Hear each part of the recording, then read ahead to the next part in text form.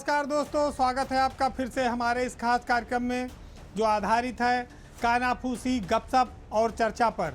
बहुत सारी चटपटी खबरें हैं, तो चलिए शुरू करते हैं पावर सेंटर।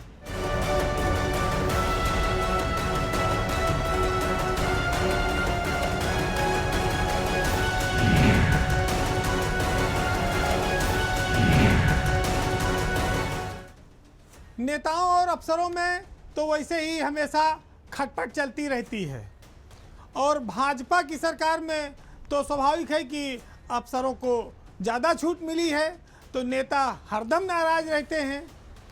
कामकाज को लेकर ये तनातनी लगभग हर जिले में ऐसी है, लेकिन कई बार एक ऐसा संयोग बन जाता है कि नेता और अफसर एक तरह के दिखने लगते हैं। कहा जाए तो वो जुगलबंदी होती है। हालांकि ज़्यादातर मामलों में जुगलबंदी आर्थिक तौर पर जुड़ी होती है, लेकिन आज जो हम आपको कहानी बताएंगे वो आर्थिक न होकर शैक्षिक है। यानी कि राजनेता और अफसर और कई सारे अफसर सब एक ही शिक्षा के धागे में बंधे हुए हैं। ये संयोग बना है देवरिया ज़िले में। देवरिया ज़िले में पिछले दिनों काफ़ी आंदोलन चल रहा था जिलाधिकारी को हटाने को लेकर। ख़ास तौर से वकीलों का प्रदर्शन चल रहा था, बड़ा बवाल मचा हुआ था और टीवी, मीडिया, अखबारों में हर जगह ये बात आ रही थी।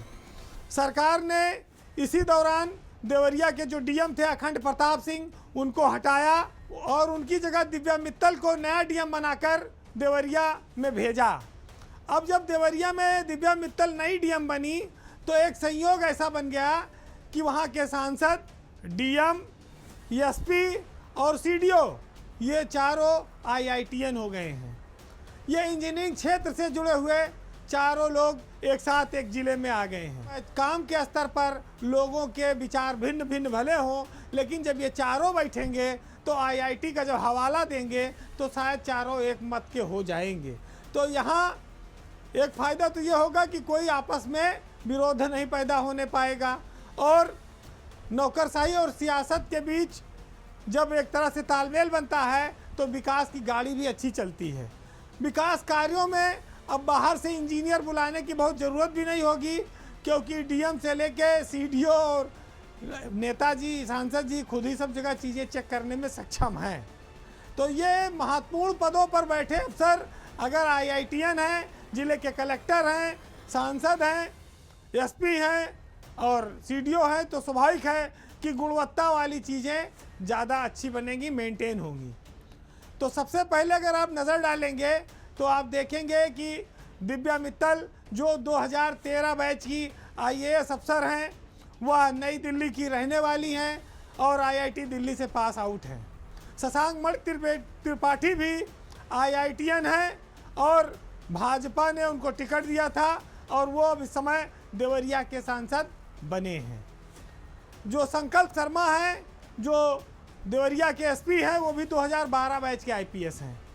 वो जयपुर, राजस्थान के रहने वाले हैं और उन्होंने भी आईआईटी कर रखी है, बीटेक, एमटेक भी हैं, रुड़की से पास आउट हैं। प्रत्यूष पांडे 2020 बैच के ये आईएएस अफसर हैं, दिल्ली के रहने वाले हैं, बीटेक और आईआईटी भी हैं और दिल्ली से ही इन्होंने भी आईआईटी की हुई है। तो ये एक तालमेल जो है ये देवरिया ज़िले में जो गुणवत्ता है उसकी निगरानी को और बेहतर ढंग से और बेहतर कर सकता है। जो काम है, सरकार की योजनाएं हैं, उन पर ये लोग मिलजुल कर बेहतर काम कर सकते हैं। हालांकि हम लोग जिस परंपरा से आते हैं वहाँ हमारे ज़्यादातर नेता अंगूठा टेक होते थे, कम पढ़े लिखे होते थे। अफसर तो खैर पढ़ के आते हैं, आईएएस की परीक्षा पास करके आते हैं, तो भिड़ंत भी होती थी और कई बार नेताजी को उल्लू भी बनाया जाता था। अब नेता पढ़े लिखे भी आने लगे हैं, अब आईआईटीएन सांसद बन गया है, तो स्वाभाविक है कि तालमेल तो अच्छा होगा।